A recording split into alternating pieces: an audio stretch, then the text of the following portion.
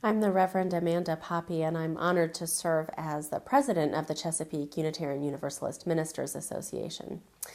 And I really appreciate Paula asking sort of what our commitment as a chapter of ministers. And we're ministers from the Baltimore, Washington region, serving congregations and community ministries and chaplaincies, all of those kinds of things. But asking what our chapter's commitment to anti-racism and anti-oppression work has been. And it's interesting, I was thinking about that, and for me, one of the really great pieces is that over the last, I've been in the chapter for 7, 8, 9 years maybe, and over that time, I've really seen a shift from 9 years ago when maybe we would have a program around anti-racism once in a year. It was possible. And then maybe 5 years ago, there'd be one in the year. You could count on it that there'd be a program that was devoted to anti-racism or anti-oppression work specifically. And now I really feel as though, of course, it's a given that we'd have something, but what I see is that it's starting to embed the culture a little bit more deeply so that our conversations are to a certain extent always imbued with that lens, or at least we try to have that be the case. Obviously, it's a journey. I think for me personally, a lot of the anti-racism and anti-oppression journey that I've been on is the journey of not being able to give up that lens. Once you get it, you can't put it down anymore, and it begins to be the framework through which you look at the world. And again, that's a journey, right? But more and more, you don't want to put it down. You stop looking for opportunities, and instead you look for opportunities to sharpen it. And I think that's really been the case for the Chesapeake UU Ministers Association. So we had a great part of our retreat, really the whole program piece of our spring retreat, which we did in conjunction with the Priestley Kingsbury chapter last spring, was on Who Are Our Neighbors, which is an intercultural developmental model around this work, kind of intercultural competency. And then when we began thinking about programming for this year, one of the things that Leon Dunkley, who serves as the vice president of the chapter and as the assistant minister at the UU Congregation of Silver Spring, one of the things he said to me as we were talking over the summer planning for the programming for this year was that he felt that we simply couldn't gather as a chapter, as a body of ministers, after the summer and after kind of the events of the summer, this past summer. We couldn't gather without talking about those events, and particularly about the death of Trayvon Martin and the verdict in the Zimmerman trial. Those had been key pieces that had happened since we had gathered last, and he felt that we simply couldn't meet without them. And that kind of instantly felt right for us, I think. And so the entire executive committee sort of went on board with that. And our first meeting in September was Leon led and was around perception and race and racism, using actually a film, using the film The Negotiator.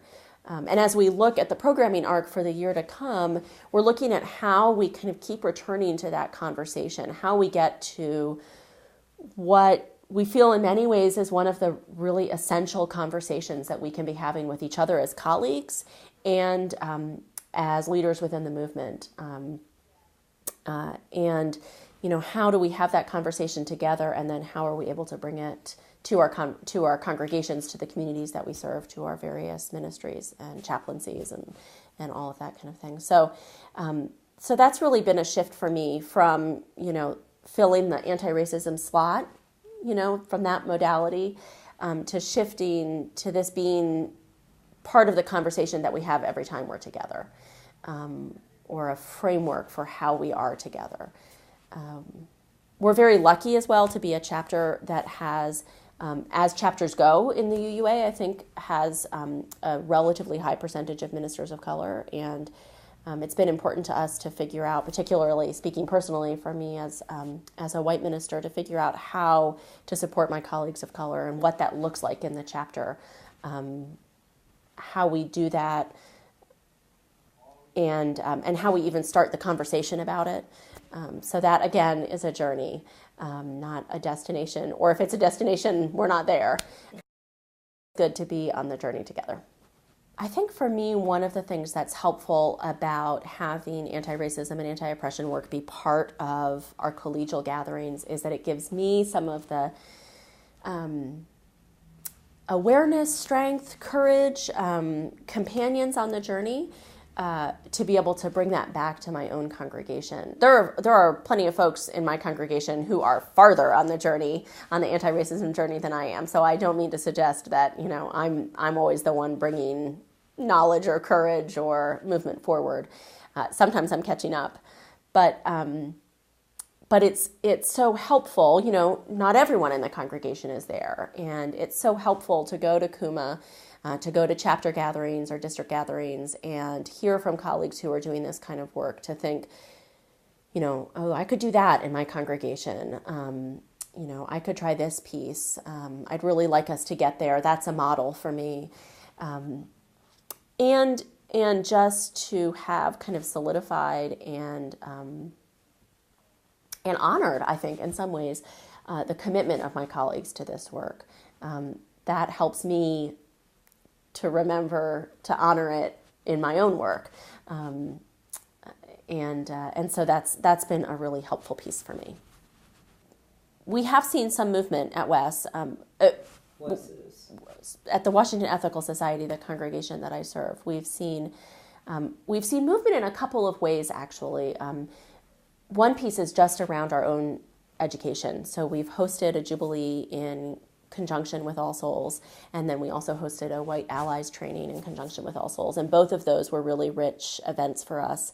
The side benefit was the cooperation with another congregation. That was really exciting for us as a congregation that's new to the Unitarian Universalist Association.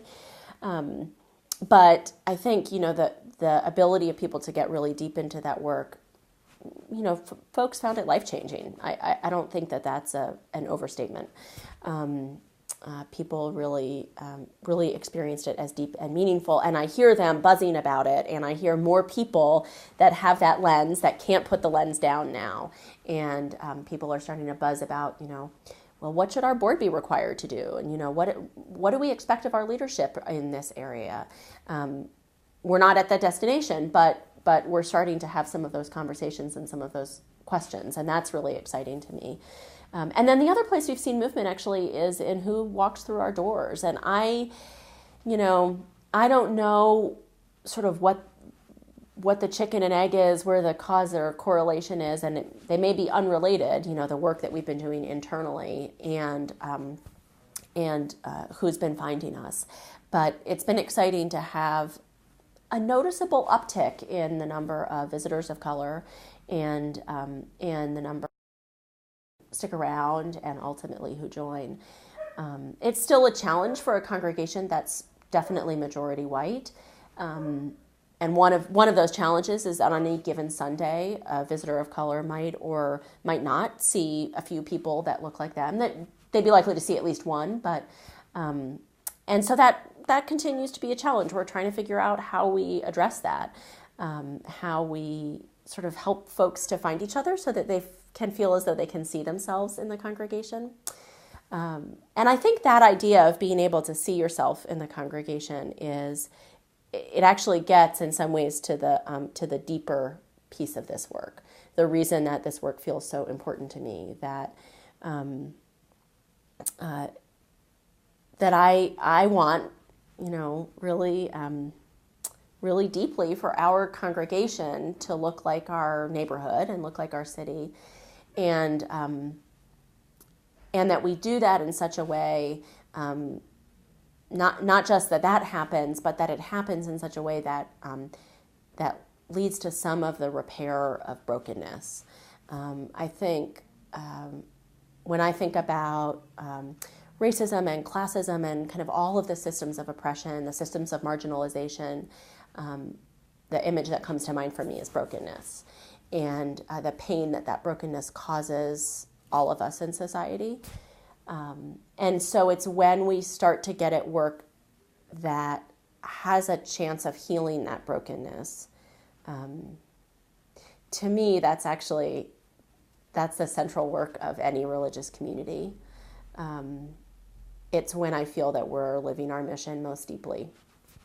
And so that possibility, the possibility of the moment when you can just imagine the world not broken anymore, or broken but healed too, that imagining, the belief in that possibility is really certainly what keeps me doing this work.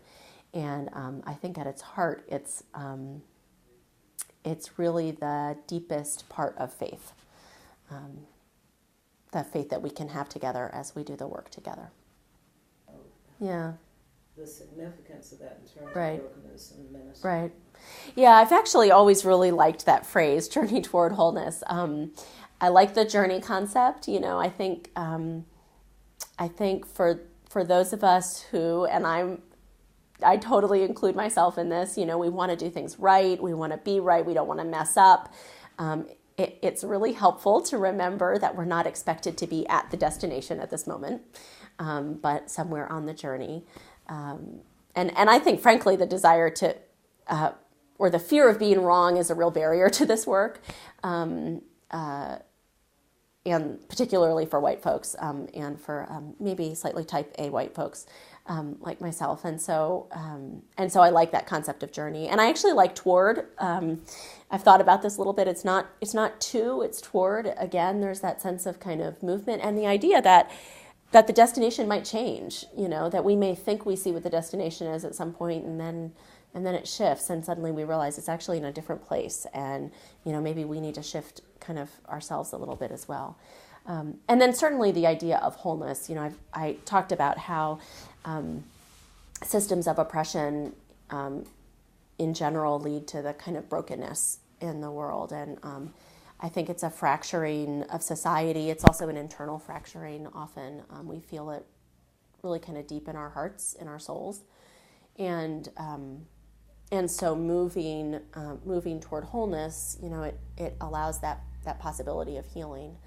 I don't know that total wholeness is a possibility. It's sort of a theological question, I think. And I really... I talk a lot about the idea that wholeness and brokenness exist at the same time.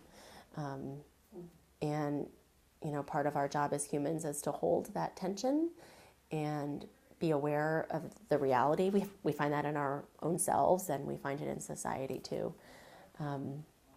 But I like the idea of moving toward wholeness, of helping that to shift, acknowledging the broken places and noticing them, but trying to shift them, trying to shift ourselves so that it comes more and more into a place of wholeness. Yeah. It's funny, actually. I think that my ministry in this work is one of the places where I'm called on to be a number of things at once, and it's sometimes really challenging. One of those is to be a prophet, right? To kind of stand up there on Sunday and to call out what's right and what's wrong. And at the same time, there's a real sense of needing to be a pastor in the sense of a care provider, because people are in so many places. Folks are broken in different ways around this issue. And they start with really different, they end up too with really different views on this. And, part of what a minister is called to do, I think, in a congregation is to meet people where they are, and then to invite them to keep going. You can't just meet people where they are and say, oh, well, that seems like a good place to stay. But to be always inviting them, well, keep coming with me, keep coming along. And obviously, as I said, sometimes catching up with them because they've gotten a lot further than I have. So there's all those pieces at once. It can be a little tricky, I think, to figure out how to speak prophetically and at the same time honor where people are on a challenging issue, that not everybody's going to be ready to hear that or to hear it in the same way, at least. At the same time, as I've said, I think it's really, it's when I feel that I'm fulfilling my call most deeply, when I'm doing work around oppression, around systems of oppression, and when I'm asking people when I'm asking people to notice the broken places in themselves and in the world, and telling them that I think there might be a different way. I was just reading the Commission on Appraisal report about authority in congregations, and so I have all these ideas in my head around ministry and lay leadership and shared ministry and all of that, and so I was just going to say something like, we really need, that movement on this can't happen in a congregation unless a minister is there. And I actually think that's not true. I think that there are congregations that move on this and kind of pull their ministers with them. And there's something really wonderful about that. Actually, I love that when I have congregants that are pulling me along and asking me to step up to the plate. At the same time, I think that the work will just be faster, will be easier when ministers are at least near the plate, or when they accept the congregation's invitation to get there. I think, I think there's a lot of power in the pulpit and in what people hear when they come on a Sunday. I think about Sundays as a chance for a conversation as a congregation together, that it's our time of gathering and our time to talk with each other. And ideally, it gets to go both ways, whether it's in coffee hour or in emails later. It's not just hearing from the person up front for 20 minutes, and then that's all. And yet, one person does get those 20 minutes. And so I think there's something really powerful when multiculturalism and anti-racism and work against systemic oppression is kind of woven through there. If we don't keep going with this work, I mean, there's just no question to me that there's a future available to us, and we can either step into it or we can decide not to. And I think a piece of that is generational. And we've got all sorts of statistics on kind of the changing nature of ethnicity in America and multiculturalism and multiracial families and multiracial kids and all of those pieces. And that's all true and real. And, if we want those folks to feel at home and welcome in our congregations, we need to be stepping into this work and stepping forward and moving forward with it. But I think the deeper spiritual piece doesn't have to do with statistics and numbers. But with who we can be as a movement, what our promise can be, I think, and how we can live that out. And it's a promise that's been lived out in different ways over our history, and we've stepped forward and stepped back and in mistakes, but there's no question to me that if we aren't moving to recognize and to change systems of oppression, if we aren't moving to try to shift ourselves in the world from brokenness to wholeness, that's our call in the world. And so that's what's sort of laid before us. And it's our choice whether we take it up or not.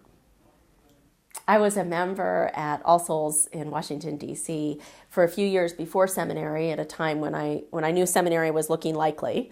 And then as I went through seminary, I was a member there as well through that time. And so the interesting thing is that actually most of my sort of formal work in anti-racism, the Jubilee that I've taken, and I did young adult anti-racism training, all of that happened actually after as I was in seminary and afterwards, so after I was at All Souls. But I think my experience there, being part of a multicultural, multiracial congregation, it was really kind of the grounding for understanding what this work was for. I remember it was in my first year, maybe, that I was living in D.C., so I was just graduated from college. And going to All Souls and pretty involved as a young adult lay member. And when I was in college, I'd formed a relationship with a woman who was maybe 10 or 15 years older than I, who was a Cuban immigrant, recent Cuban immigrant, and my Spanish teacher in college had hooked me up with her so that she could practice her English and I could practice my Spanish.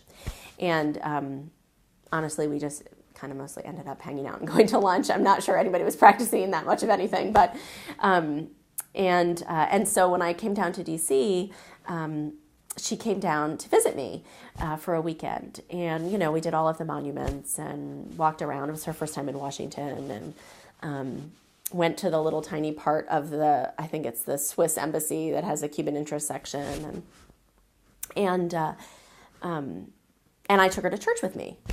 Because she was here for the weekend, and you go to church on Sunday morning. And she was Catholic, although she practiced Santeria as well. She was a priestess, and so she came to All Souls with me. And I remember so distinctly afterward her saying, and then I think we had a potluck lunch with young adults or something like that. So I introduced her around a little bit, and I remember her saying to me afterward that she had never been in a church like that. That she'd never been in a place where everybody was there. That was her experience. That it felt like everybody was there. All kinds of people were there, and I was so proud that was my church, and that's what I could share with her. So I think that story was just a little moment years and years ago now at this point, but. That story of being really proud of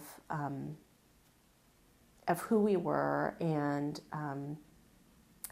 the kind of welcome that we could offer. That for me has been really instrumental in holding on to the vision and the faith part of this work.